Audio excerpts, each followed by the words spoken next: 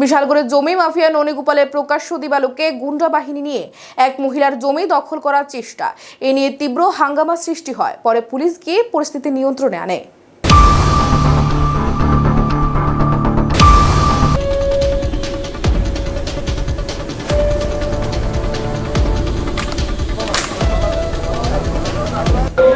মুখ্যমন্ত্রী আমরা পাস নাই, আমরা পাসতাম না, এই শুধুই বিচার চাই।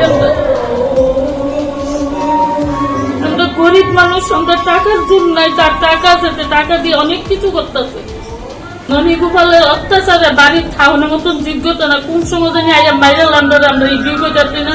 তবে আপনার কাছে এগুলোই আবেদন, আমি বিচার চাই।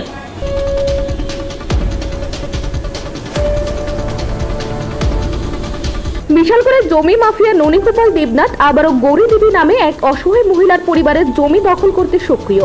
কিছুদিন আগে ওই মহিলার বাড়ি দখল করার জন্য নিজের দলবল নিয়ে গৌরী দাসের বাড়ি আক্রমণ করেছিল ননীগোপাল। মারধর করা হয়েছিল গৌরী দেবীকে। সেই সময় মহিলা মুখ্যমন্ত্রী হস্তক্ষেপ দাবি করেছিলেন নিজেদের সুরক্ষার জন্য। পুলিশে অভিযোগ দায়ের করা হয়, কিন্তু পুলিশ নীরব দর্শকের ভূমিকায়। রবিবার আবারও একই কায়দায় ওই মহিলার জায়গা দখল করতে সক্রিয় হয় ননীগোপাল দেবনাথ। অভিযোগ, সে নাকি আগ্নেয়াস্ত্র নিয়ে এসেছিল। ব্যাপক হাঙ্গামার খবর পেয়ে ঘটনাস্থলে পৌঁছায় পুলিশ। পরে পুলিশের পদক্ষেপ পরিস্থিতি নিয়ন্ত্রণে আসে। এদিকে দিন দুয়েক আগে বিশালগড়ের জমি মাফিয়া ননীগোপাল দেবনাথ এবং তার সাঙ্গপাঙ্গুরা বিশালগড়ের গৌরী রানী সাহার বাড়ি বলপূর্বক প্রকাশ্য জবরদখল করার জন্য আক্রমণ চালায়। এই ঘটনার পরিপ্রেক্ষিতে গৌরী রানী সাহা সম্প্রতি রাজ্যের মুখ্যমন্ত্রী প্রফেসর ডক্টর মানিক সাহার নিকট উনার ভিটেমাটি বাঁচাতে সহযোগিতার আবেদন করেন। এরপরই খেপে যায় ভদ্রলোকের মুখোশধারী জমি মাফিয়া পিস্তল বাহিনীর মুখিয়া ননীগোপাল দেবনাথ। গৌরী রানী সাহার বাড়ির সঙ্গে ননীগোপাল দেবনাথের একটি স্কুল রয়েছে। সেই স্কুলের নাকি আবার উনি চেয়ারম্যান। জানা গেছে অবৈধ পথে উনার স্কুলের সীমানা বর্ধিত করতেই গৌরী রানী সাহার জমির উপর কোনো জোর পড়ে তার। যেন তেন উপায়ে সেই জমি দখল করতে চাইছে সে। এই কারণে ননীগোপাল ও তার সাঙ্গপাঙ্গুরা আক্রমণ করে গৌরী রানী সাহার বাড়িতে। এই সময় ননীগোপাল দেবনাথ সমেত তার পিস্তল বাহিনীর সাঙ্গপাঙ্গুরা গৌরী রানী দেবনাথ এবং তার পরিবারকে খুন করার হুমকি দেয়।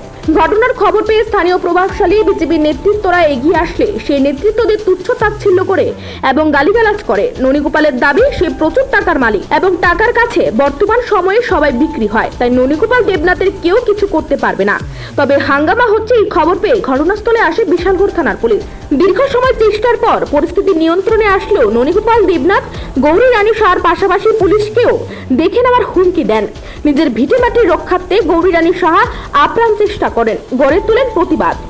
জানা যায় সেই খাস জায়গা নিয়ে বিতর্ক। সেই জায়গায় জমি মাফিয়া ননীগোপাল দেবনাথ সহ এই বিষয়ে যে কোনো ধরনের মানুষের প্রবেশে শনিবারই নিষেধাজ্ঞা জারি করেছে বিশালগড় পুলিশ। কিন্তু জমি মাফিয়া ননীগোপাল দেবনাথ তার সাঙ্গপাঙ্গুরা পুলিশের নিষেধাজ্ঞাকে বৃদ্ধাঙ্গুল দেখিয়ে প্রকাশ্য দিবালোকে গৌরী রানী সাহার জমি রবিবারেই আবারও দখল করতে যায় এবং ভাঙচুর চালায়।